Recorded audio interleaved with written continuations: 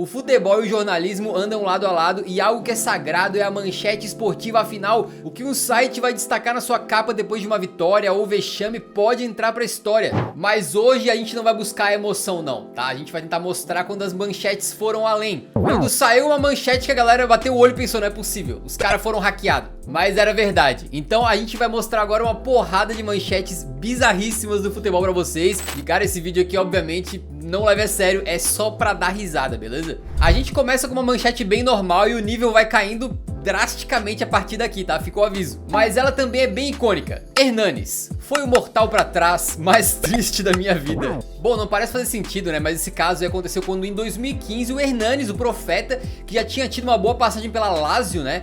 Defendia agora as cores da Internazionale. E aí jogava contra o seu ex-clube pela Série A italiana. E até esse momento a marca registrada, digamos, do Hernanes era aquele mortal pra trás, né? E aí a gente imagina, pô, se o cara marcar contra o ex-clube, de repente ele pode evitar. Mas que nada. O Hernanes marcou 2 vezes contra a Lazio, né? E depois do primeiro gol, que foi uma bela falta cobrada de canhota, ele comemorou justamente metendo esse mortal aí. Só que depois ele mesmo declarou: foi o mortal mais triste da minha carreira. Acontece que ele tinha carinho pela Lazio, então ele não tava querendo provocar os torcedores nem nada, mas o problema é que o presidente da Lazio, um tempo atrás, tinha dado uma alfinetada, né? Dizendo que meio que se deu bem vendendo o Hernanes, sacou assim? Então ele respondeu com a cambalhota aérea, gerando essa curiosa manchete, mas tudo terminou bem, já que em 2023 o Hernanes foi convidado para um evento da Lazio, marcou presença lá e deu um mortal na frente da torcida, então tá tudo certo.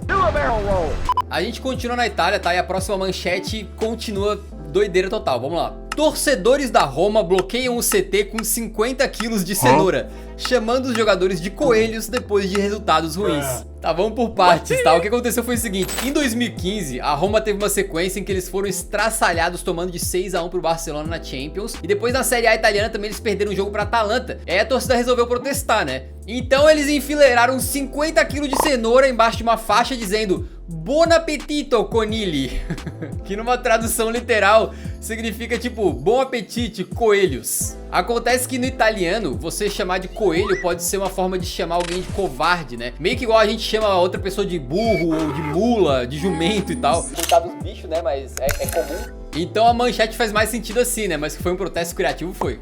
A gente segue na Itália então, tá? Porque tem uma manchete muito engraçada do suíço Xherdan Shaqiri, quando ele já tava no Stoke City, mas ele tava falando sobre a sua época na Inter de Milão, quando era comandado pelo Roberto Mancini, né? Vamos lá. Shaqiri tira sarro do curandeiro milagroso das montanhas da Inter. E essa história é muito curiosa, se liga que o próprio Shaqiri explicou. Eu estava machucado e precisava ficar pronto para uma partida. Eles me disseram que tinha um curandeiro que vivia nas montanhas. Eu dirigi por meia hora para ser tratado por um senhor e não me ajudou em nada. Já aqui no Stoke, eles têm 7 fisioterapeutas. O Shaqiri tava falando ali que ele prefere a abordagem mais científica, né, da equipe médica, do que ter que se tratar com um camarada nas montanhas. Ainda em Milão, uma fala bastante chocante do brasileiro Kerlon virou manchete aí pelo mundo. De volta ao Brasil, Kerlon Foquinha revela: Balotelli fazia xixi na chuteira de Materazzi. Como é que é? Bom, o Kerlon, o Foquinha, né, e o Balotelli tiveram juntos na Inter de Milão, só que o brasileiro, na verdade, nem chegou a estrear oficialmente pelos italianos, né, só que, mesmo assim, segundo ele, o Balotelli costumava chegar mais cedo nos treinamentos. Aí você fala, pô, ótimo, o cara chega cedinho pra treinar e tal, tá comprometido, né, determinado. Não era pra treinar não, tá? É o Balotelli, amigo.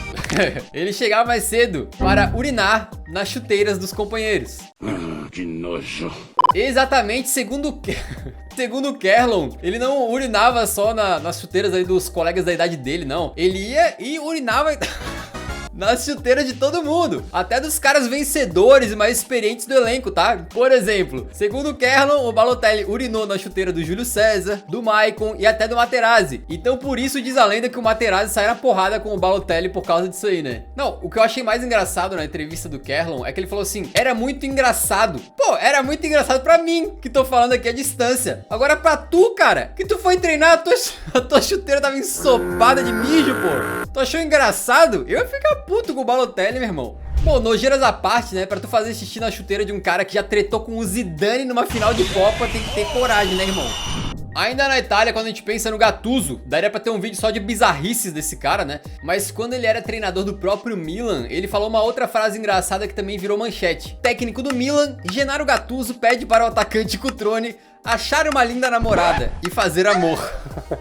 Eu sei que esse conselho vale pra muitos dos que estão assistindo aqui, tenho certeza. É isso mesmo que vocês ouviram, né? Na época o jovem Cutrone tava surgindo no Milan ali, era visto como uma promessa, marcando seus golzinhos ainda bem jovem, né? Mas o Gattuso não quis exagerar nas expectativas ali com o garoto, né? E disse o seguinte: a gente tá pegando leve com o Cutrone. Ele não pode se distrair com o fato de que é o mais jovem do Milan a marcar tantos gols. Ele precisa trabalhar e descansar. Eu espero que ele ache uma linda namorada pra que ele possa descansar e fazer amor. Ó, te falar que não é um mau conselho, tá? Nesse momento tá tudo solteiro assistindo o vídeo chorando. Sabe o que falta em você, rapaz? Humildade. Bom, eu não sei qual que é dos italianos, né? Mas aparentemente os treinadores da Itália aí tem um lance de querer ensinar esse tipo de coisa pros caras, pros jogadores, né? Conte sem filtros. Eu não sou um puxa-saco. E revela qual conselho ele dá pros seus jogadores sobre sexo. Conte-me sobre táticas, fale de disciplina, fala pros caras correrem. Mas imagina tu tá jogando lá, sendo comandado pelo Conte, né? Tu é o Richarlison lá e o cara vem falar pra ti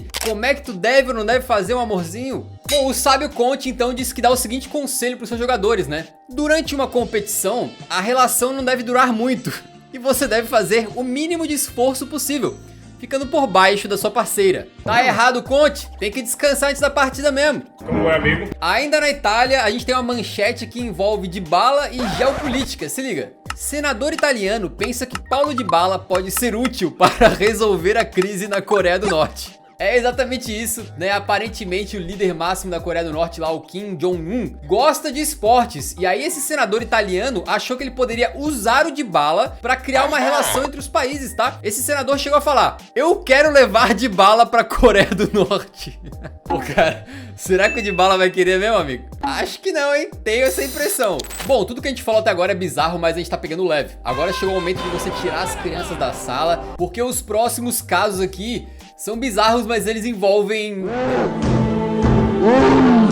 genitálias, tá? Alan Hardy, dono do Notts County, coloca o clube à venda, mas insiste que não tem nada a ver com ele acidentalmente postando foto do pênis nas redes sociais do mesmo dia. Olha, cara, vamos lá, vamos explicar, né? O Alan Hardy, na época, era o dono do pequeno Notts County. Aí ele foi fazer um famoso tweet. E ele queria responder ali um torcedor que tava criticando o clube, a gestão dele e tal. Aí ele foi fazer um screenshot no celular dele, né? Só que na hora que ele foi screenshotar a própria tela, o rolo da câmera tava aberto e as últimas fotos que ele havia tirado estavam aparecendo ali. E dava pra ver uma pequena miniatura de uma foto do amiguinho dele, digamos assim, na banheira, né? Aí tu vê, no Brasil a gente já viu a seguinte manchete: quem falou que comprei calcinhas vai pagar, diz presidente afastado do Santos. Mas o cara, por livre e espontânea vontade de postar uma foto do bingolim dele no Twitter, é complicado, né? Aí, curiosamente, no mesmo dia, o clube emitiu uma nota oficial dizendo que estava à venda, mas que não tinha nada a ver com os eventos que se passaram nas redes sociais. E sim porque o Hardy, né, o dono do clube, queria focar em negócios externos. Olha, meu amigo, se tem uma coisa que ele já focou demais aí, foi nos negócios externos dele, né? Ele externou aí coisas que eram pra ter ficado privadas. Bom, nessa de revelar demais, digamos assim, né? Tem uma do Roberto Carlos que também foi bem curiosa. Dormi mais vezes com o Ronaldo do que com a minha mulher. Como é, amigo? Pô, Roberto Carlos, dá uma explicadinha pra gente, cara. Talvez tenham tirado essa frase de contexto, né? É melhor tu explicar, explica aí pra nós. Tudo que o Ronaldo faz bem. Dormi mais vezes com ele do que com a minha mulher. Fiz de tudo com o Ronaldo, com e sem limites. Bom, eu vou me abster muito aqui de comentar, né? Mas obviamente ele tava falando da camaradagem entre os dois, que o Ronaldo é como um irmão pra ele e que ele já dividiu o quarto da concentração, né? Com o R9 muitas vezes. Eu imagino que seja nesse sentido, né? Se não for também, não tem nada a ver com isso. Que eles sejam felizes, com e sem limites. Eu tô na dúvida se esse vídeo vai pro ar um dia, né? Devido ao conteúdo dele de nível muito baixo. Mas assim, se vocês achavam que tava ruim, agora a gente vai descer mais, tá? A gente vai acessar agora o subsolo do esgoto, tá? E a gente vai entrar numa parte meio escatológica. Então se você estiver comendo, principalmente enquanto assiste esse vídeo, é melhor pular o restante. De verdade, vai direto pro final. Ex-jogador do Bournemouth, desconvocado de sua seleção por supostamente peidar no seu treinador. Cara, eu já vi jogador brigar com um técnico, né? Mas soltar uma flatulência na cara dele é complicado, né? Mas vamos lá, porque o Eurofute também é jornalismo investigativo. Por isso a gente foi a fundo pra desvendar este caso, que não estava cheirando nada bem. Bom, essa manchete é um pouco sensacionalista, tá? E algumas aqui são, só deixando claro, a gente tá pegando as manchetes do jeito que elas foram pro ar. Então se você achar que alguma dessas manchetes não tá legal, não é culpa nossa, a gente tá apenas reproduzindo o que foi postado por veículos de mídia supostamente sérios, beleza? Não é culpa do Eurofut, a gente tá só dando vazão aqui. E quem também aparentemente deu vazão foi o Tokelo Ranti, da seleção da África do Sul, que teria soltado um torpedo pra cima do treinador da seleção, o Efraim Machaba. Aí beleza, a fonte é o site sul-africano Sowetan Live, que em sua matéria tem um trecho muito absurdo pra não ser lido, né? Então lá vai. Tokelo Ranti abaixou suas calças e deixou um escapar na direção do treinador Efraim Machaba. Até aí beleza, né? Mas agora se liga a poesia que veio depois. A flatulência foi tão sufocante que o fedor pútrido continua a pairar sobre a equipe como uma nuvem escura. O jornalista tava inspirado, hein, cara? O maluco tava escrevendo on fire. Bom, mas como a gente foi investigar, né, nos parece mesmo que o que aconteceu realmente foi que o Ranti desobedeceu a convocação da seleção e resolveu ir pra Paris, não Paris na França, Paris, uma cidade na África do Sul, ao invés de ir com a seleção lá. E aí isso deixou o treinador muito irritado e o autor da matéria também, que resolveu usar um pouco de liberdade artística, digamos assim, pra contar essa história. Ainda seguindo nesse tema, jogador sueco é expulso por peidar em campo. E aí você fala, cara, olha o nível que o Eurofut chegou, né, cara? Que nível baixo. Olha o que os caras estão falando, cara. Estão falando de flatulência num vídeo. Eu já gostei desse canal um dia, mas saiba que essa matéria aí, exatamente como eu li, não saiu no Eurofut não, tá?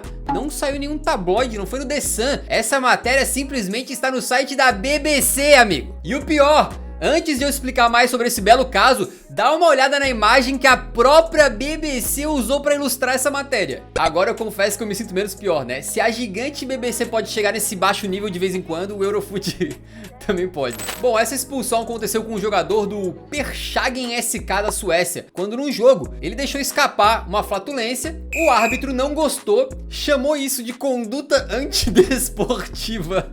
E assim ele recebeu o segundo amarelo e foi pra rua. Bom, mas você se pergunta, era motivo para expulsão? Afinal, o Haaland já foi flagrado aí também deixando o ambiente menos agradável perto do Goretzka, por exemplo. Vocês lembram desse vídeo? Mas o Haaland não foi expulso. Mas a questão é que o barulho aparentemente foi monumental, né? Então o jogador do time rival disse que estava bem longe da sua ação e ainda assim escutou o ruído que causou aquele momento. E aí tu para pra pensar, um jogo de futebol, galera gritando, correndo, a torcida fazendo barulho, todo mundo pá. E ainda assim deu pra ouvir de longe. Então eu acho que já mudei de ideia, o árbitro fez bem em expulsar esse cara. Mas agora indo um pouco pra poesia, com uma fala do presidente do Borussia Dortmund. Watzke dá ultimato para Lucien Favre. Um peido feliz nunca vem de uma bunda miserável. Olha, cara, depois de ler tanta besteira aqui, a minha mente já fritou. Mas essa frase aí aparentemente é famosa porque supostamente ela foi falada por Martinho Lutero, um professor, padre e teólogo lá dos séculos 15 e 16. Responsável pela reforma protestante da Igreja Católica. Então olha só o que você acabou de aprender num vídeo sobre causos.